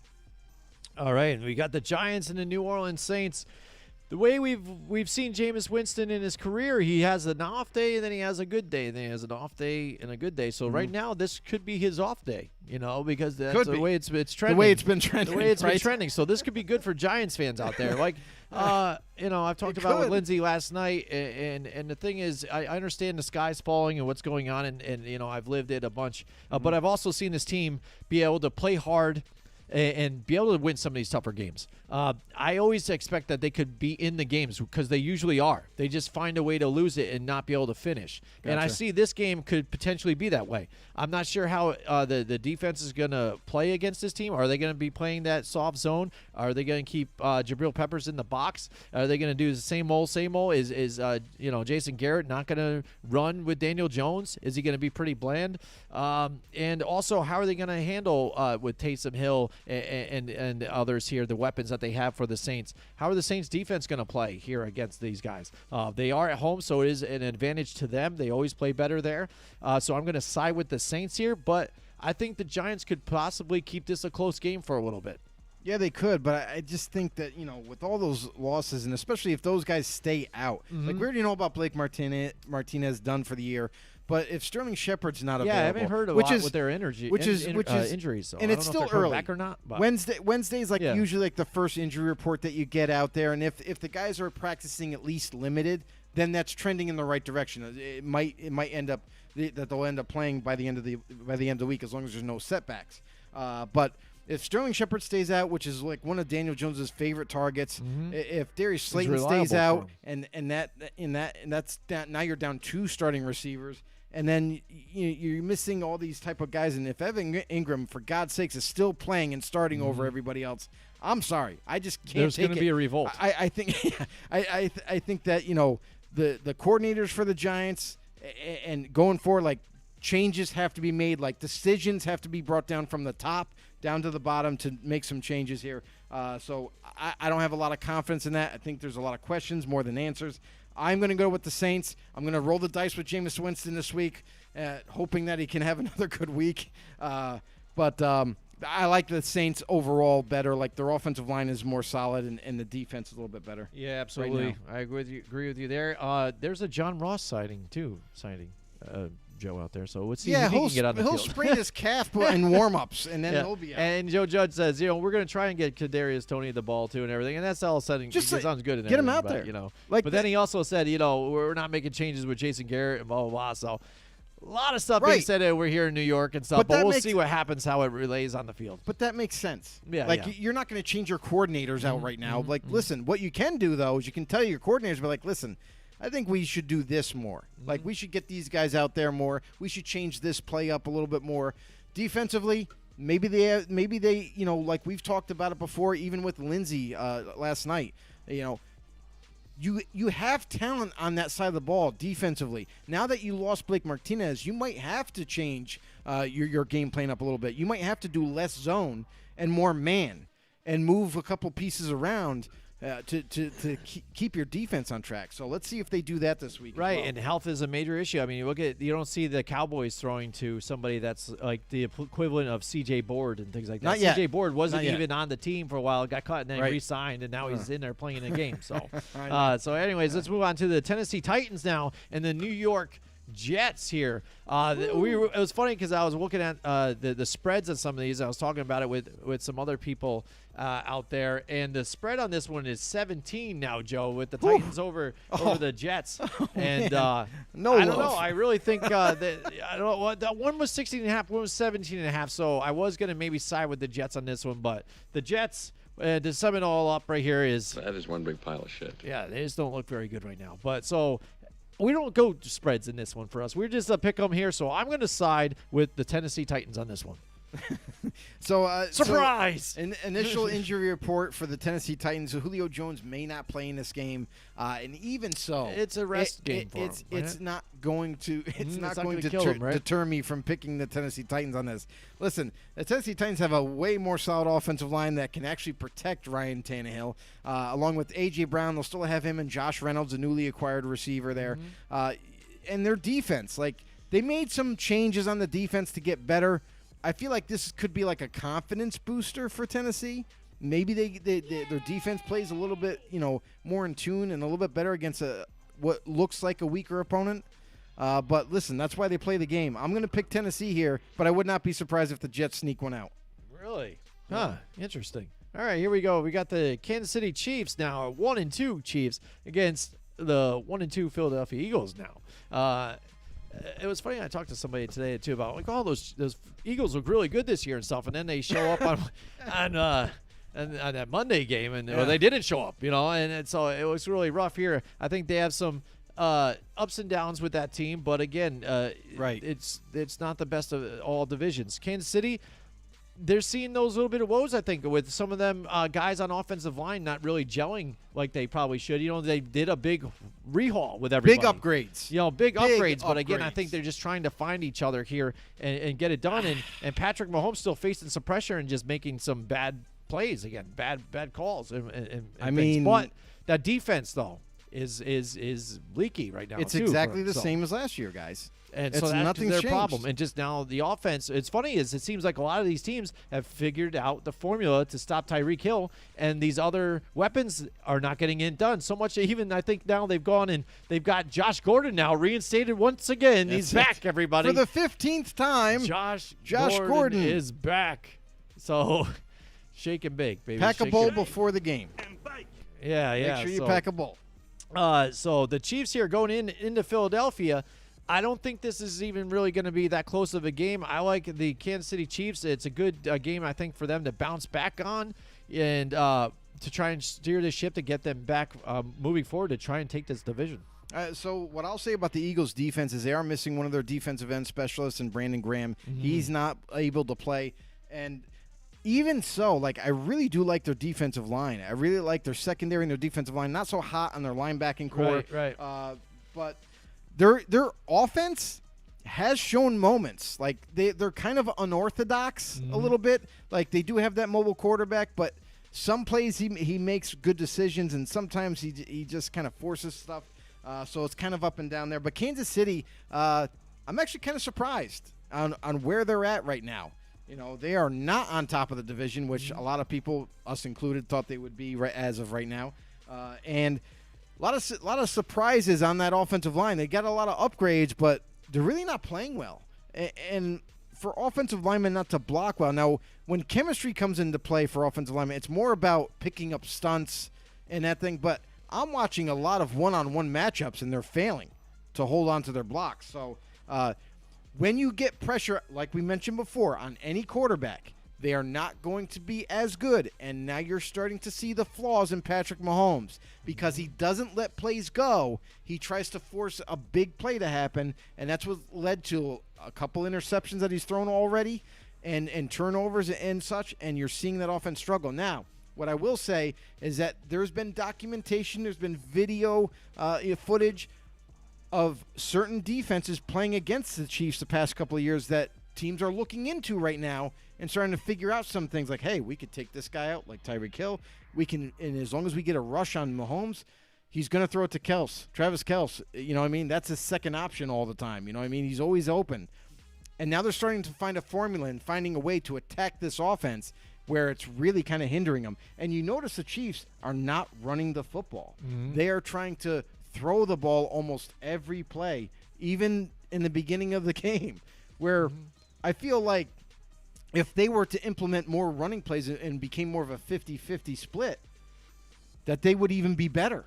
But we're just not noticing that. So with Kansas City being in the position that they're in right now, only having one win, I feel like this game is going to be pretty close because neither team knows each other that well. And they're going to have to figure each other out as the game goes. I'm going to go with Kansas City because they have to be the favorite here. They got to be able to pull off a win to get right back into the hunt of the division. But again, this is another game where I feel like because of their unfamiliarity with each other, that the Eagles actually I would not be surprised if the Eagles actually get this win here as well. All right, here, let's move on now to the Arizona Cardinals and the Rams. We talked about this here. These two teams, again, one of these guys is going to be undefeated still. One is not. That's right. And it's now tough because we're we here. like them both here. We're here. And we're here. And it's tough because I picked the Cardinals to take the division. I think Joe did too. I had the Rams going second after that. Here, but they do have to face each other twice here within this season. So they might get a split. The way I think I'm going to ride this one out here, I'm going to see, especially the way the Rams have been playing, like you said, even at an elevated level. Arizona has had a bumpy road right now. Rams at home, I like the Rams here, again, because of that home field advantage here. It's been getting pretty electric there in SoFi Stadium for them. Not so much the Chargers, but Rams fans have been showing up for them, and I will take them here at home, but who knows? Maybe down the road when they do play again in Arizona, maybe I go with Arizona on that one, so they get a split here. Mike Tackett's in the house says Josh Gordon will be the Chiefs' X factor. Now that James White, and he also says here, now that James White is out for the year, how much does that influence the Patriots trading to get Marlon Mack? I know I was going to bring that up about Marlon Mack now on the trading block. The Colts and the Patriots known to be buddies to trade back and forth here. Will that happen? I don't know. I don't know if the Patriots will go out for all that. You've seen that they've been able to just stick with what they have there and just roll with it. So will Belichick and them go out to make that trade, and at what cost? What do you think the trade would be for? You know, honestly, to get Marlon Mack, who's actually been trending down. Honestly, I don't think that they're going to make a trade for him at all, and the reason why is because I think they got a lot of faith in guys like Damian Harris, Ramondre Stevenson, J.J. Brown, and Brandon Bolden still there. I can't believe he's still playing, but there's a lot of guys that they like in that backfield. So I could see, like, if they were down to like 3 with injuries or something, and they were down to only 3 or 2 or something, then I could see them making a move for a guy like Marlon Mack, and it wouldn't cost hardly anything anyways. A guy that's coming off a major injury, kind of like third string on the depth chart as it is. So, I mean, he's kind of like an unknown yet. I mean, if he's 100% healthy, I think any running back needy team should go out and get this guy. Give up a 6th or 7th rounder, and he's still super young. There's a lot to grow with him going forward. I just don't think the Patriots are going to make a move just yet, because unless someone else gets injured to where it kind of diminishes that running back depth for them, I don't see them making a move there just yet. All right, now who do you got here in this one? The Rams or the Cardinals, Joe? What do you think? Rams, Cardinals. I mean, this is the game of the week in my eyes. I mean, this is two really good teams, interdivision rivals. They should probably flex this out for the Sunday night game. Tell you the truth. I know people want to see New England and Tampa and all that. We should be in charge of scheduling. That's all I'm going to say. We should be. But anyway, we're not. I got enough hats right now. Why do I need to do this? Arizona Cardinals. I love their defense. I love what they've done in their improvements and everything. Arizona's offense is very hard to stop because as good as Kyler Murray is starting to become, he can attack you with his arm and his legs. And I think the Rams are going to struggle with this a little bit on defense. Rams offense, I feel like it's going to be kind of like a shootout. But I think whoever has the least amount of turnovers is going to end up winning this game. I'm going to go with Arizona on this one. I like them a lot, and I think this is going to be an epic fucking game, and cannot wait for this game. It's going to be legend. Wait for it. Dairy. Ooh, there it is. It is. I hope so. Again, game of the week right here. Seattle and San Francisco again, but this is a nice one too, just because of the rivalry that's been going on back and forth with these guys. San Francisco just could not edge out that win against the Green Bay Packers. Joe and I both had San Francisco in that one, but it could have went either way. You know, goddamn Aaron Rodgers, you give him even 30 seconds, and there you go. He's burning you up. Exactly. And let me tell you, though, about that game.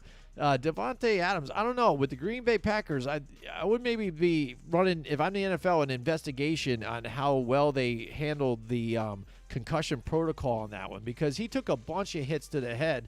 He was out for that one hit. Yeah, and he was right back out there and still, and making plays, but come on. You know what I mean? It seems really sketchy there. Especially for that one where he was just laid out and out cold. That. He was out for a second.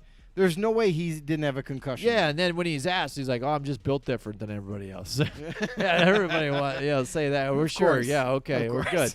Yeah, that's not my weed. It's somebody else's. You know what I mean? We hear that all the time. Okay, but there you go. Seattle, they've kind of been up and down. That defense has played pretty well for what we thought they were. Again, because they've lost a bunch of guys. They are who we thought they were. But yeah, pretty much it's coming down to what we thought they were.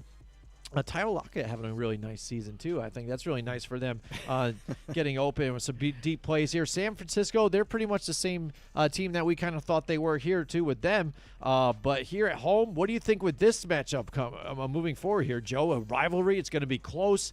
Russell Wilson, Jimmy Garoppolo. Yet another interdivision game, in the same division as the previous game that we're talking about.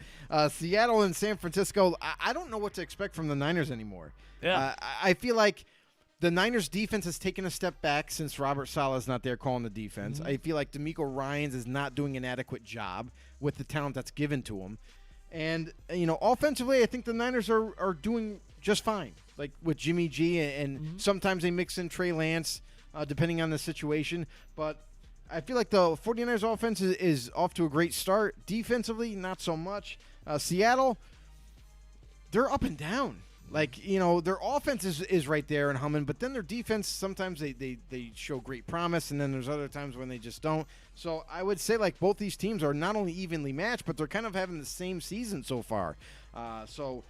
Seattle going into San Fran, they're still on the West Coast. There's no difference there. But I feel like usually Seattle doesn't play as well on the road. And as far as the Niners go, they know each other so well. This could go easily either way. For me, I think Seattle's due for a win here. So I'm gonna go with the Seattle Seahawks. All right, here we go. For me, I'm going to ride with the home team again, I think, on this one, because they are so evenly matched. San Francisco bouncing back from that loss there. I like San Francisco at home here, and then maybe when they head to Seattle again, Seattle feeds off that energy, and they can come back and get a split in this division as well. All right, so now Baltimore Ravens should not have won last week, but they ended up breaking records here in NFL history against the Denver Broncos here. Now we've got to see the Broncos. Really, here's their test here, everybody. Broncos fans, you're out there, you're chirping, we hear you, whatever. This is time to put up or shut up, okay? You get to play at home here against the Baltimore Ravens, which they've kind of been sketchy, though, too. Despite even the rushing yards that they've been putting up, which is still ridiculous, and even being down with the injuries that they had at running back. I think Latavius Murray has been still doing well, and really Lamar well. Jackson still getting open and making the plays that he does. But I think, again, Denver not being able to get Bradley Chubb in there, and healthy with this team, I think has hurt them a bit. And just, having to be all Von Miller all the time, I think is going to be hard for this team to stop the Baltimore Ravens here. I like Baltimore in this one against Denver, and they will now have their first loss. This is and just like you said before, like this is the true test, right? You got the Denver Broncos, all the fans, yapping away saying we're one of the best, blah blah blah. But here's the thing: is this is it? Like if you don't win this, then you should just not talk anymore. If you win it, then you deserve the accolades, and we'll start to listen to you. But this is going to be an uphill battle for Denver Broncos. Listen. This is the number one rushing offense in the Ravens versus the number one defense of run defense in the Denver Broncos. It's going to be interesting. It's going to be a little bit of a battle. But while I say that the difference in the game is can Lamar Jackson be the passing type of quarterback more than the running type of quarterback. If he can do that, then I got the Ravens winning easily. So I too am going to go with Baltimore. All right. Here we go, and this is going to be the test here, too, with Teddy Bridgewater on the opposite side there, too, with this Baltimore Ravens defense on him. It's a solid defense. Mm-hmm. Absolutely. All right, so now let's look at the Pittsburgh Steelers and the Green Bay Packers. Pittsburgh, again, they kind of were that team I think I saw a little bit last year where they really didn't face a lot of difficult teams right now, and they're kind of were skating by. But then last week, again, you get one of those games out of Big Ben, and you're like, holy shit, this guy shouldn't be out here. You know what I mean? Wow. You're like, wow, dude, I think it's really time. I mean, we've already said this a few seasons ago. It's time to hang it up. He's considering retirement.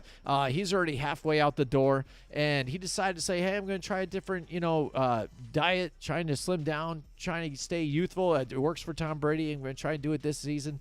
And it's just not enough. I mean, it's tripping and fumbling amongst itself. Throwing to just a defender that's just sitting there, right there, waiting for it. Just kind of like, oh, here's the ball. You just threw it right to me. Oh, thanks. And just go. And you can't have that for that team. And they've kind of showed now they stuck by him a little too long. So now it's just hurting the team altogether. Can't hit some of these guys deep. You got Chase Claypool as your big deep guy you want to be able to hit. Juju up in the numbers, and you're not making the plays. And your defense now is getting banged up enough they can't help you out altogether either. And they're going to face this Green Bay Packers team, which now it kind of seems I think maybe they're getting their step back, trying to get Warren in. Aaron Rodgers a few weeks now together. Aaron Jones out there, a beast that a lot of people forget about. So you've got him in the backfield. That's going to help you. I like the Green Bay Packers at home. Yeah, I mean, here's the thing is for the Pittsburgh Steelers, now the writing's been on the wall for at least 3 years now for them to find their future successor at quarterback for Big Ben. They still have yet to do that. It sounds like they're not really 100% in on Dwayne Haskins, and they don't think like maybe he could be a starter for them going forward. He's a third string on the depth chart. And Big Ben is like really, really close on just calling it quits. And I kind of expect it at the end of this year. So with that being said, and then you got Juju Smith-Schuster who left the game last week with an injury. Mm-hmm. Not really 100% sure if he's even going to play this week. Mm-hmm. So if they're down another receiver like that, and they're going to be without TJ Watt for a couple of weeks, pulled his groin. He's going to try to fight back and get into this game, but I just don't know if it's smart to play him anyway.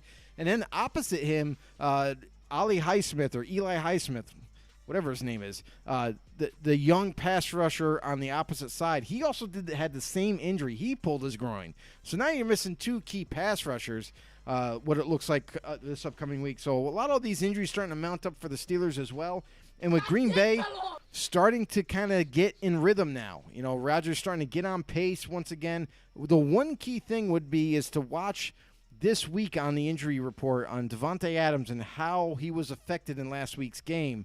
Is that going to creep up and maybe develop into something more? Will the NFL investigate that big-time hit that he suffered?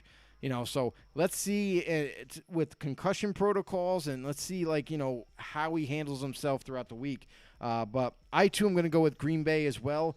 I liked what I saw from the Green Bay defense also last week. And I feel like being at home, they play so much better at home. So Green Bay all the way. All right, Tampa Bay Buccaneers at the New England Patriots. Again, I don't know if I didn't read that one article about, but people are talking about the difference with Tom Brady and now better Mac chance. Jones? Mac Jones, yeah, and now now we could see now it was more Brady than Belichick because you got Mac Jones running the same offense and it's not as good and blah blah. He's a rookie. He's a rookie again, and like I said, and I'm like, it's like what I was kind of bringing up for me, last week, and it's not, anything bad about Mac Jones either at all. It's just, Tom Brady's just competitiveness and the way he is as a competitor and that fierceness is yells at anybody just because he's that intense and really will just, be aggressive and calm. And Mac Jones, he's just calm, cool, collect. He almost has that Justin Herbert type of feel to himself, kind of like, I'm here, I'm doing my thing, I'm seeing what I'm seeing, bang, bang, bang, and just get it done.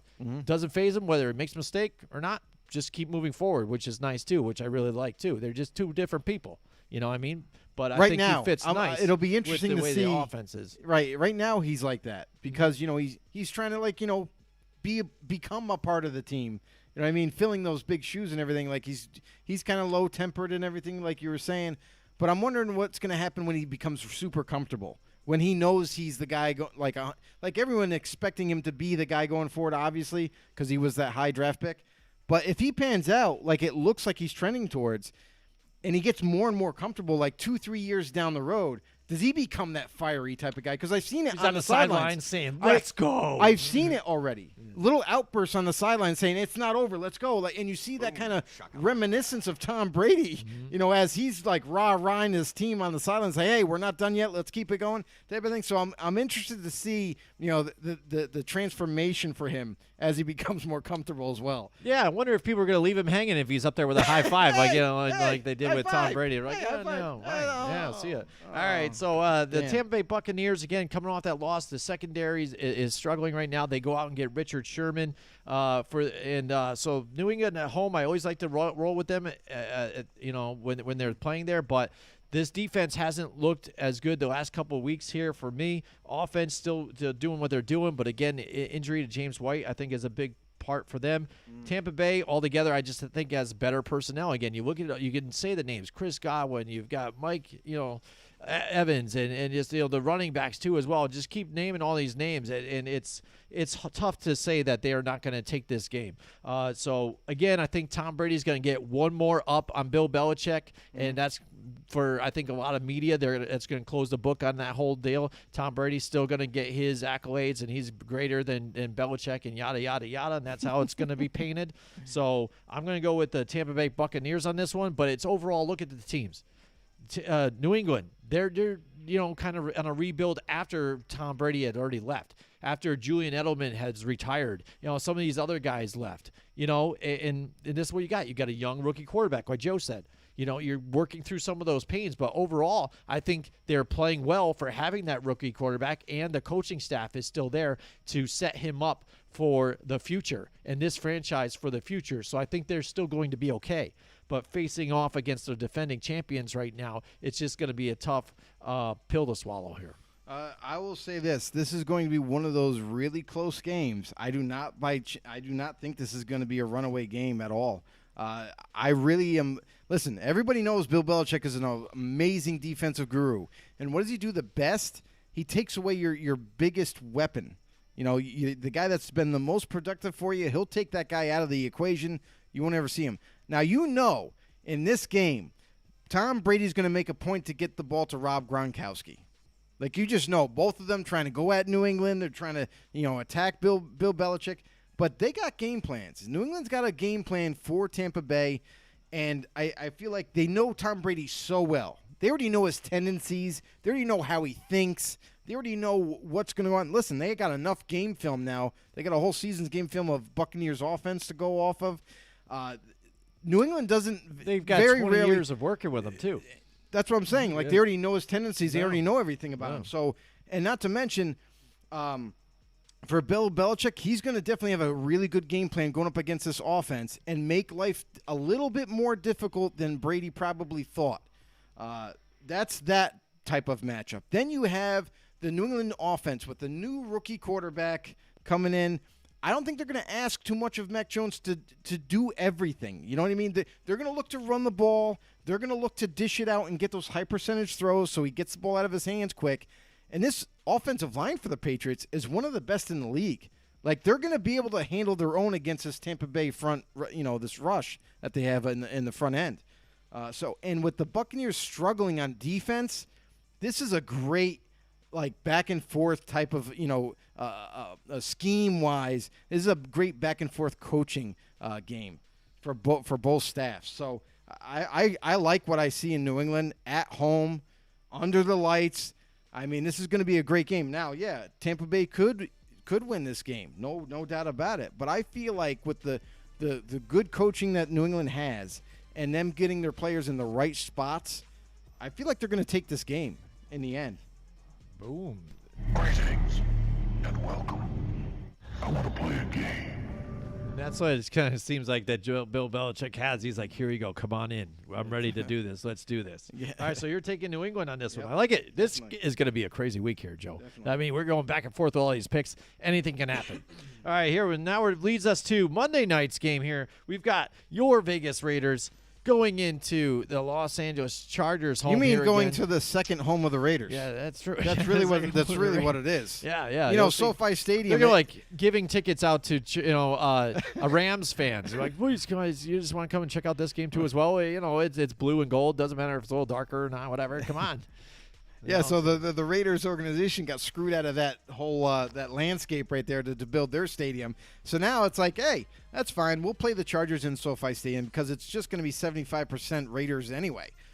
So we're all good with that. Ultimately, though, I think too, this could be even another thing that builds the aura of this team or the legend of this particular team maybe this season, because look at the games they've had in prime time and how they're playing and the wins that they're having. So I mean, there's going to be that stat if they end up winning here too. There's going to be that stat to where in 2021 they ended up having this many consecutive wins in prime time or whatever. Like when they show up, they're this is their record here and under the lights and things like that. And this is right now the way these teams are trending here. This is going to be a great matchup here, and the way the Vegas defense has been playing, like you said, they're actually getting pressure on quarterbacks now, and we've seen this Chargers team again have issues with protecting Justin Herbert, and he's been able to make some plays out there, but getting kind of beat up a little bit.